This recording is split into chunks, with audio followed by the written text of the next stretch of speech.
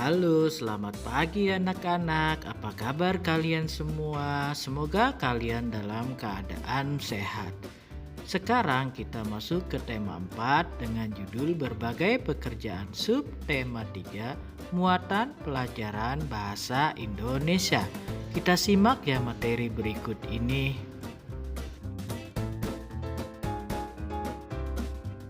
Nah, anak-anak, sekarang kita belajar tentang isi buku sastra nih. Pendapat pribadi tentang cerita dalam dongeng. Dongeng adalah cerita yang tidak benar-benar terjadi.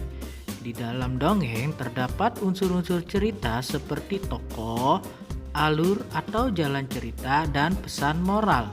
Sebelum memberi pendapat, kita perlu membaca dongeng dengan cermat. Menilai komentar terhadap kejadian suatu dongeng.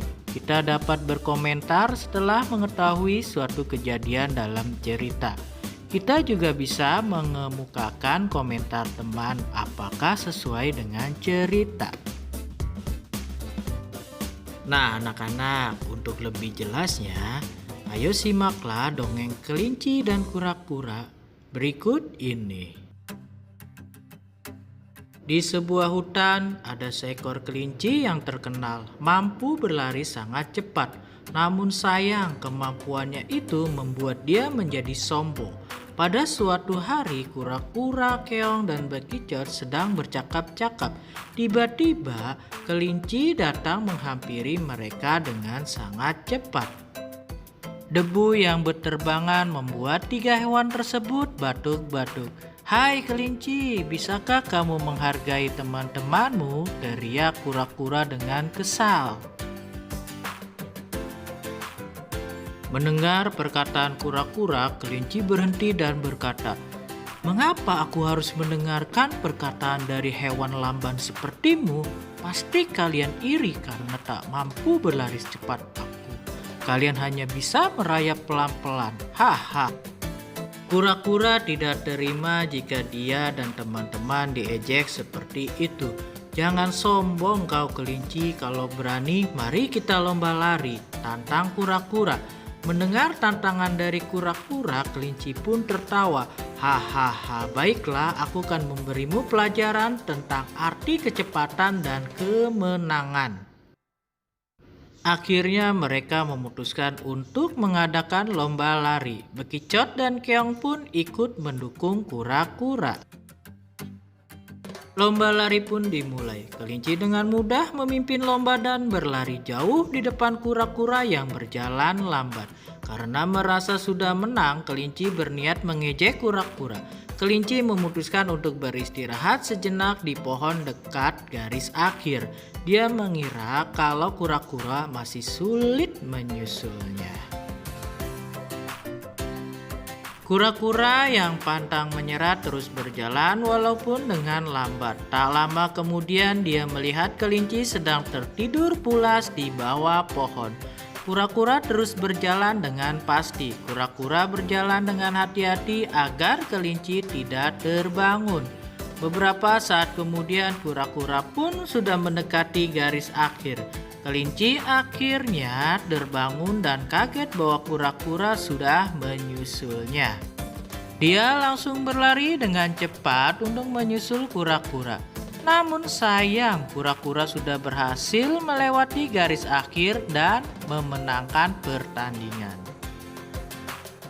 Nah, anak-anak, itu tadi cerita dongeng Kancil dan Kura-Kura. Sekarang menyampaikan isi dongeng dengan peta pikiran. Banyak cara untuk menyampaikan unsur-unsur suatu dongeng. Salah satunya menggunakan peta pikiran. Anak-anak, perhatikan peta pikiran berikut ini ya. Tokohnya apa? Tokohnya yaitu kelinci, kura-kura, bekicot, dan keong. Lalu judulnya Kelinci dan Kura-Kura. Sifat tokohnya apa? Kelinci sombong dan keras kepala, kura-kura pantang menyerah. Tempatnya di mana? Di hutan.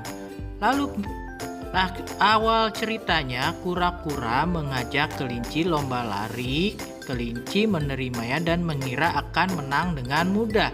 Akhir ceritanya, kura-kura berhasil sampai lebih dulu di garis akhir dan mengalahkan kelinci. Pesan moralnya, janganlah berbuat sombong dan menganggap rendah orang lain. Tetap bersemangat dan gigih dalam mencapai sesuatu. Anak-anak, bagaimana sih cara menentukan pesan moral dalam dongeng? Pesan moral dalam sebuah cerita dapat berbentuk saran, nasihat, pesan, atau anjuran bagi pembaca. Bacalah dan pahami dengan cermat suatu dongeng sebelum menentukan pesan moral. Nah, anak-anak, sekarang perhatikan nih contoh pesan moral berikut.